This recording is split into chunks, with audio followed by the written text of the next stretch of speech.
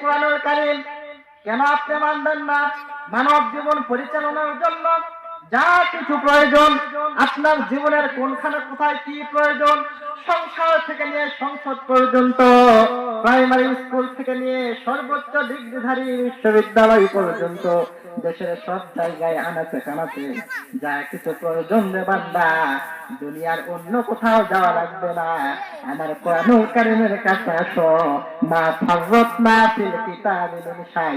দুনিয়ার জীবন পরিচালনা করার জন্য এমন কোন বিষয় নাই, এমন কোন জিনিস নাই যে জিনিস আমি আল্লাহ রাব্বুল আলামিন কোরআনুল কারীমের মধ্যে দেই নাই। বলে বলুন সুবহানাল্লাহ।